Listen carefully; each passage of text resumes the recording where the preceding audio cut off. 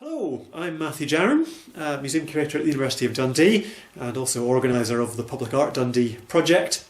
And welcome to one of my virtual public art walks. We're going to be looking at Lochee today, and we're starting here at the top of the High Street. And we have this very grand building on the left here, the Tsb Bank, originally built in 1903 by the architect D.W. Baxter. There's a nice date stone on there that tells us erected AD 1903. And the building has a lot of really nice decoration on it. So as well as that nice date stone, you'll see the columns have these wonderful decorative heads to them, including these rather nice little faces here, which I'd never actually noticed for real. This is one of the advantages of being able to zoom in on this map. And above the main entrance, we have this very splendid little decorative tympanum here, including the pot of lilies representing Dundee, and then this classical head. So yeah, a lot of very fancy features on the building there. And then just next to it we have another rather splendid building, which is the Loki Library. This was built just slightly earlier, between 1894 and 1896, by the architect J. Murray Robertson. It has a little bit of decoration on it. There's a wee coat of arms there, which I'm guessing is probably the Cox's coat of arms, since they funded the building, as they did pretty much everything in Lochee, as they owned the Camperdown Juke works. And a little bit of sort of decoration there, but not really anything that we would classify as public art. So let's head further up the street. And unfortunately at this point we get stuck because Street View isn't going to take us in here, which is where I want to go, into this little underpass. So I'm going to have to cut to some photographs to show you what's in here. So we have this wonderful series of murals in here dating to 1991. They were done as part of the Dundee 800 celebrations and created by pupils from two local primary schools, St Mary's and Ancram Road, depicting various notable scenes in Dundee's history. And it's kind of amazing actually that they've survived as well as they have after all this time. Okay, so we come out the underpass on the other side, and normally of course we'd be able to walk down the little footpath to the side of the road, but we're just going to have to go straight down the main road here. And this is rather boring, so I'll speed it up a bit.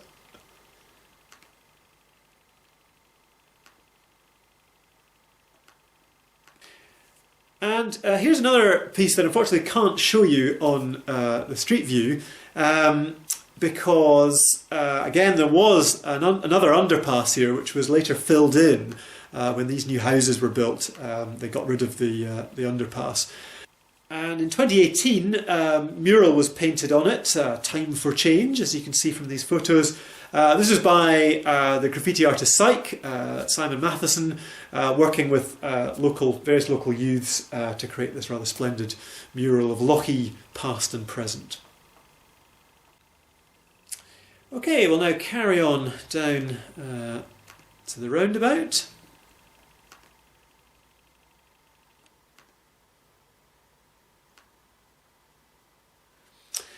Now, it's kind of difficult to tell when you're just looking at it sort of face on like this, but this is the most amazingly gorgeous roundabout. I'll see if I can cut to an aerial view of it for you. And as you can see, it's got this wonderful sort of concentric circles. And this was built between 84 and 85 by the Dundee District Council. And it's part of a whole series of environmental improvements that they were doing at that time, for which they got funding from the Manpower Services Commission. And here's a photo of it actually when it was brand new and looked much more spectacular. And so Manpower Services Commission, as you may know, was set up in the 70s to help address the unemployment crisis by offering kind of back to work schemes for tradesmen.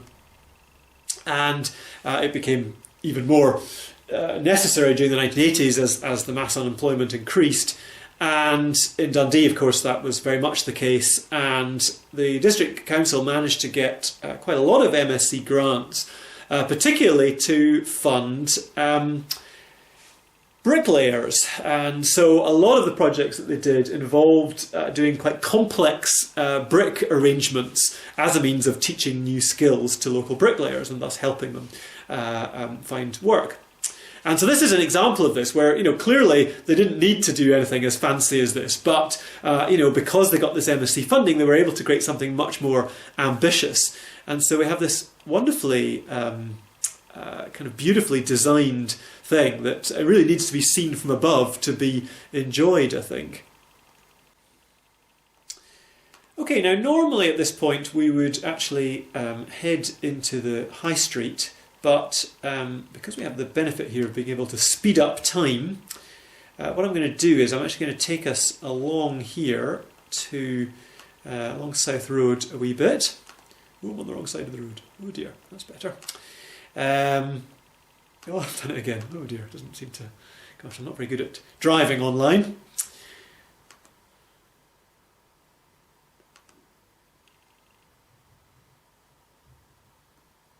Now we're just going to turn down here into the industrial unit on Kirk Street.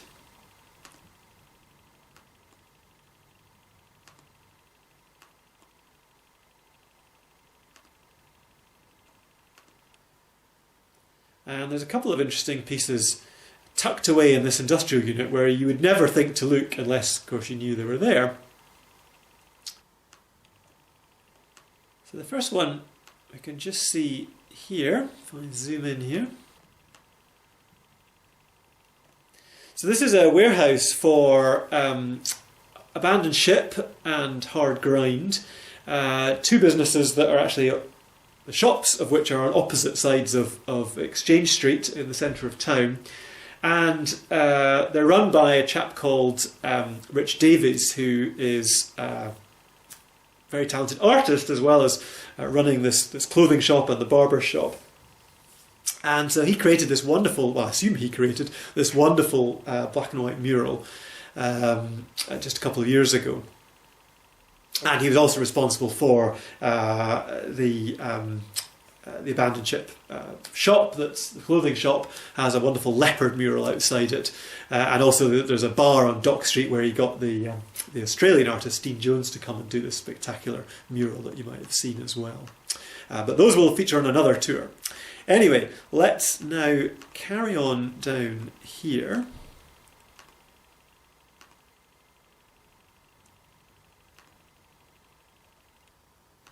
And we're going into Herons Lane.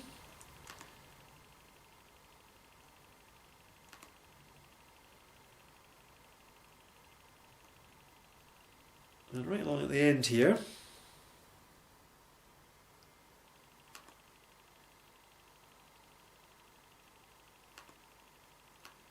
so this building here, which first of all has this, of course, very nice decorative pattern on it, and this is something you'll see across Lochee.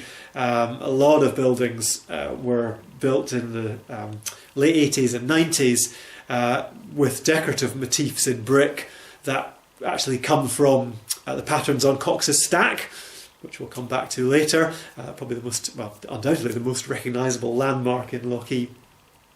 Now, this building has actually changed hands since this Google Streetview was taken, and it's now home to Kelby, the scrap metal merchants. And as you'll see from these photos, they've now employed Paco Graf to create this wonderful Iron Man mural, and also a main sign here for the building. And that was just done at the beginning of this year. Okay, so let's head back into Lochee. Again, I'll just speed things up.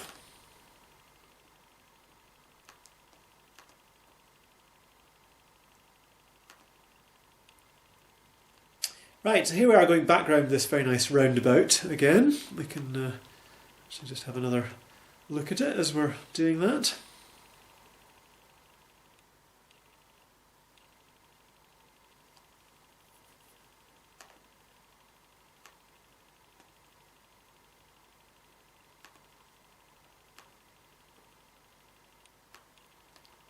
Unfortunately today it doesn't have any of this nice foliage, it's all been cut back.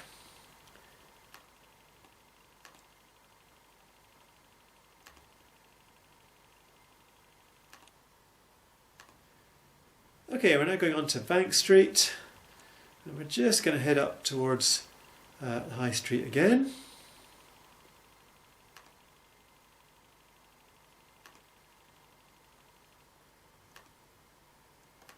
Right, and here we are. Look, there's actually someone taking a photo of this piece of public art. So this is, I guess, probably the most important piece of public art in Lochee. Let's get another view of it here. We'll try and go, I don't think it will, not sure we'll be able to go all the way around it, but we'll see what we can see. So this is the Juke Women tribute by Malcolm Robertson. Let's just go around and get another view of it here. Oh yeah, that's a better view.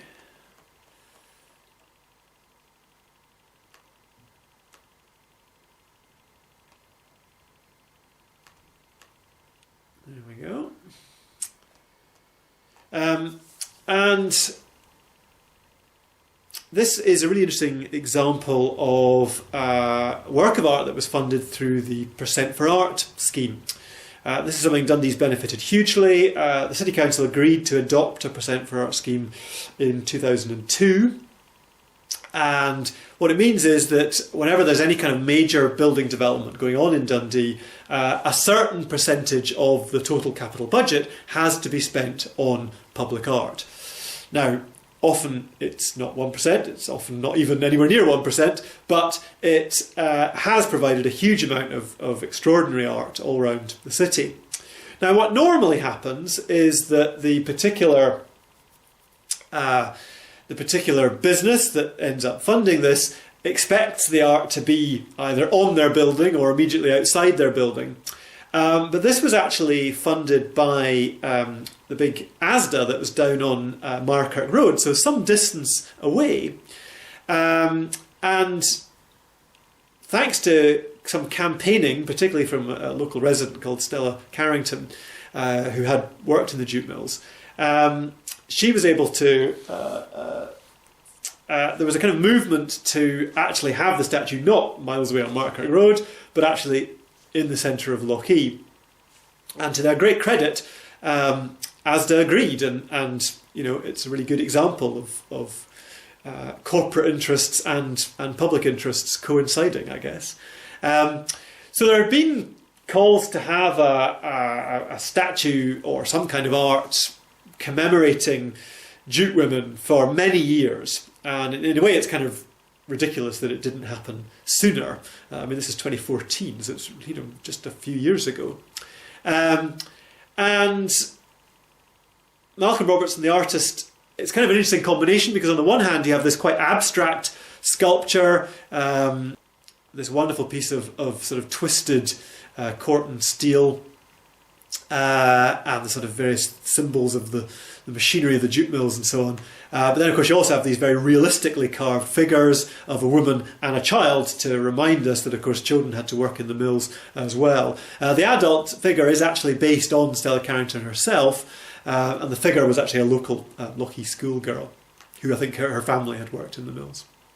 There are two different pieces of text on it. So the one that everyone's familiar with, Or Dear Me, etc., is, I think probably everybody knows, from the famous poem by Mary Brooksbank. But less well known is the piece that's on the other side, which is actually a poem written by Ron Hutchison, more recent work.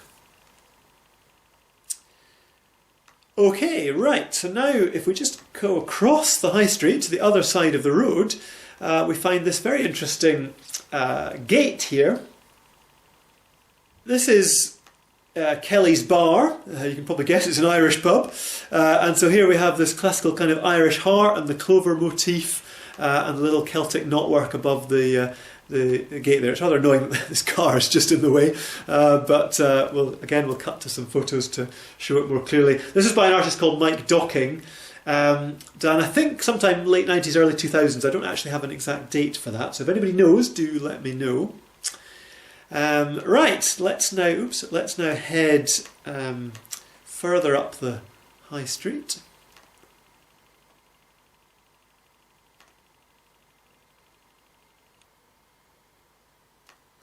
Now, again, we're going to get stuck here because I want to take us up this little lane here.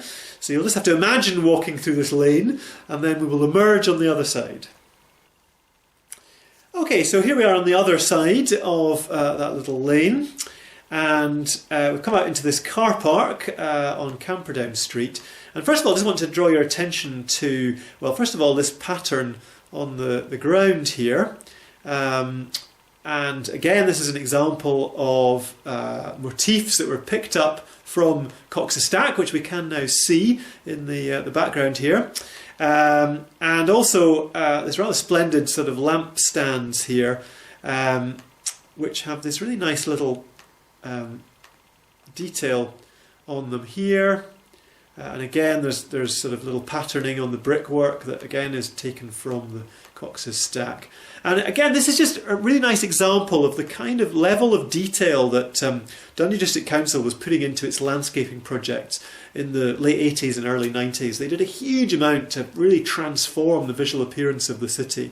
Lochee in particular, of course, as the having the largest jute mill in the world, which of course bit by bit it all closed off. Most of it had been demolished. And so, this car park indeed is on the site of part of the old mill. And, the place was just a desolate wilderness for ages. And then the District Council really invested heavily in doing huge amounts of landscaping and really making it a much more attractive place. And there's just all sorts of little details like that. And a lot of these, I think, would be thanks to the influence of John Gray, who now the City Council's Public Art Officer, but who was working for the Engineering Department at Dundee District Council, and then later the Planning Department, where he now is, doing a lot of little kind of artistic interventions into this sort of landscaping work. And we'll see another example of that if we just head round the corner here onto Camperdown Street itself.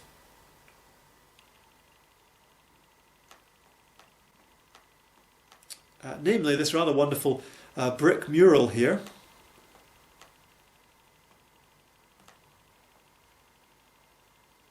And this is another example of the District Council, I think, getting to use Manpower Services labour, because again, it's all in brick.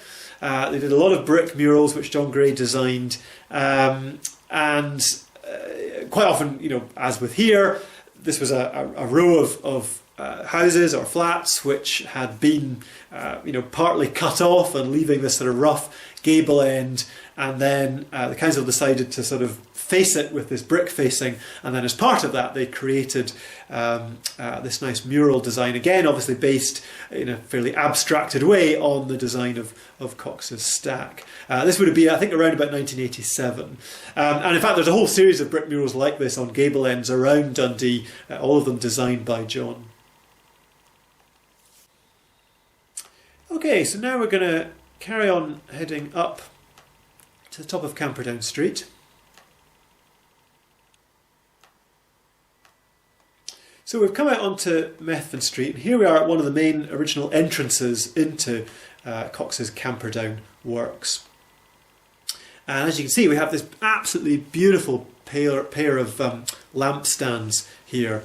And I'm wondering, in fact, if the fact that those lampstands were created in the car park actually is meant to echo this much older design here. So these are really beautiful. Again, let's see if we can zoom in. And in fact, since this photo was taken, they have actually been painted and restored, so they're actually looking rather nicer than they do in this. Look at the other one. There's Cox's Stack in the background. Here's the other one here. Just really beautiful things. No idea who designed them, unfortunately, but probably sort of 1860s to 80s. Not entirely sure. Right, so now we're going to head into the mill. And of course, many of the buildings of Camperdown Works no longer survive. There's just a few of the really large ones that are still there, including this big one coming up now.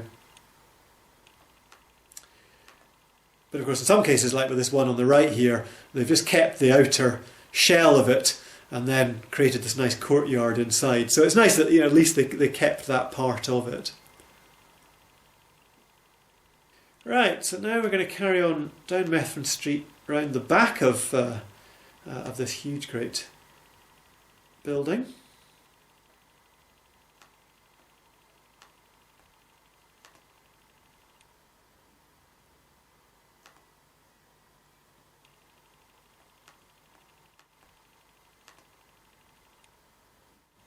Right, just a little cut there to get past those bollards.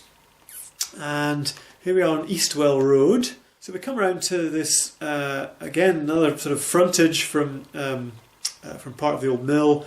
And by heading into through this gate here, which obviously I can't do on Street View, we can get straight up to the mighty Cox's Stack. So I'll just cut to some photos here. So Cox's Stack was designed by James McLaren, very notable local architect, in collaboration with one of the Cox brothers. And it was built 1865 to 66, supposedly made of 1,000,001 bricks. I don't know whether that's actually true, I don't know who's actually counted them.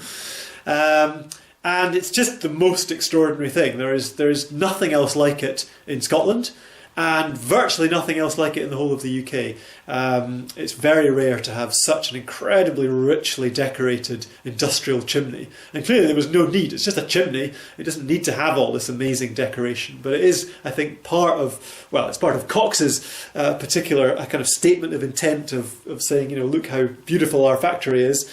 But also, I think, very much part of that sort of Victorian idea of the beauty of industrial design. Okay, so we're now going to head back along Methven Avenue the way we came.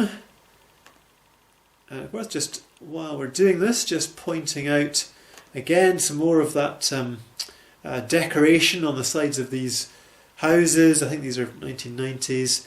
Again, with that Cox's Stack motif on them.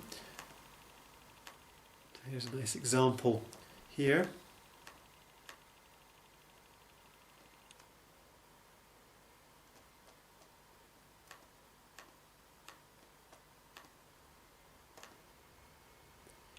Now, we're now going to head down these stairs, which again I can't do on Google Street View, so we'll just have to have a little cut here. Right, so we come out of these stairs down where this white van is, and we'll walk along to Burnside Gardens, and then head out here towards Burnside Street.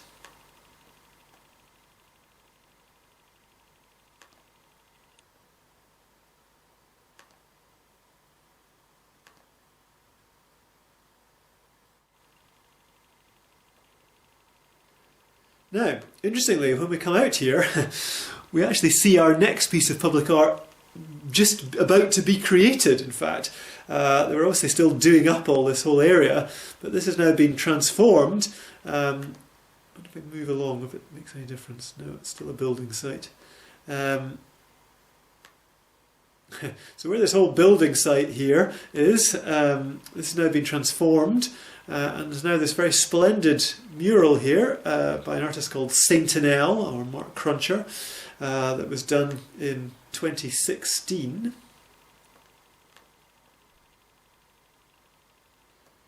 Right, we'll now head along, further back along Burnside Street here.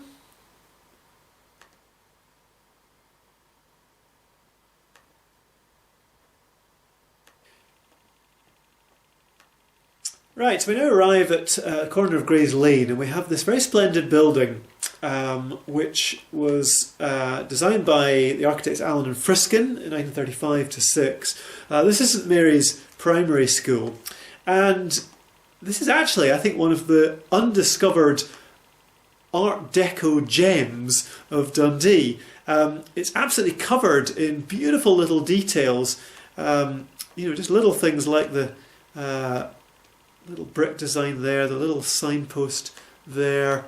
If we just move up here, I should be able to zoom in to show you some little details here. It's just incredibly beautiful design in what is otherwise a fairly plain brick building. So what we're going to do is we're just going to basically wander right round the outside of this building and just look at some of the other little details on it. So we're going to head along Burnside Street.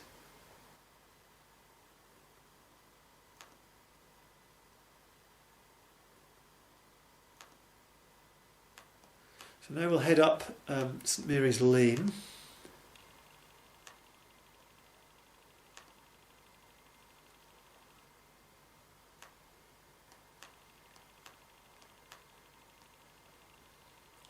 And there's this nice little sort of courtyard area where the playground is.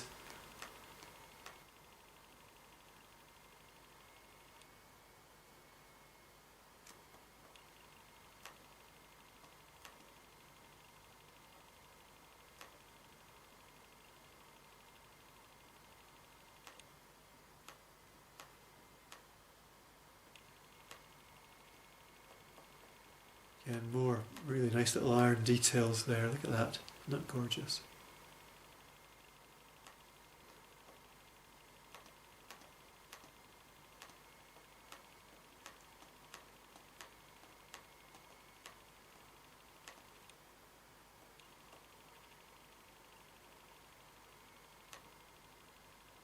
Another playground here.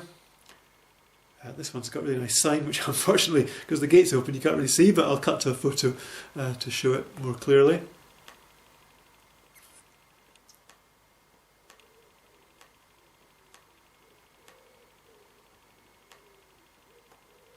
And the school, of course, is attached to St Mary's Church up here, which is a much older building from 1866, which has this nice carved figure of St Mary on it. And if we head through the car park here, there's a wee lane that takes us out to the side of the church hall, which was built at the same time as the school. And so we come out of this little passageway here back onto Gray's Lane, and we can see this other part of the building here. So this is the church hall, and again lots of really nice little details here. Look at these gorgeous lamp brackets, aren't these just absolutely stunning? And then just above the window here you've got this really nice little design in the glass there. Loki Art Club in there. And here's the other lamp bracket here.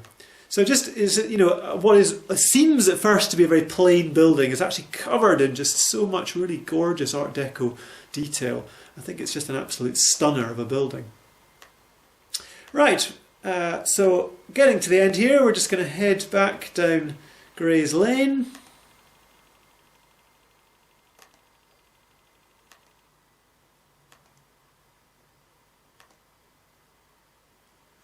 And then we're just going to turn right at the corner here.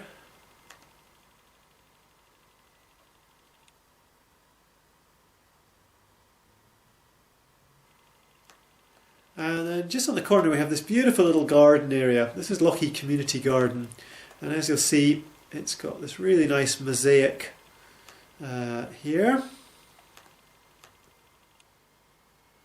And this was done as part of the Dundee Urban Orchard project from 2017 by Jonathan Baxter and Sarah Gittins, who essentially had this extraordinary mission of creating orchards all around Dundee, and they worked with schools and with community gardens.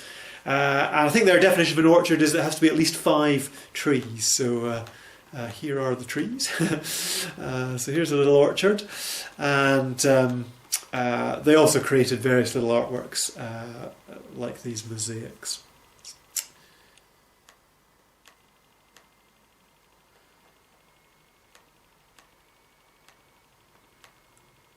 Right, and we're just going to head back up the wrong side of the road.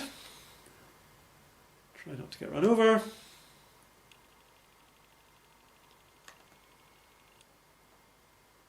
And here we are back at the top of the high street where we started.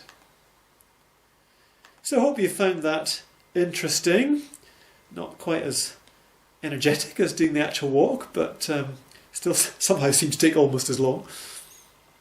So, look out for other similar online walks coming soon. That's it for me. Bye for now.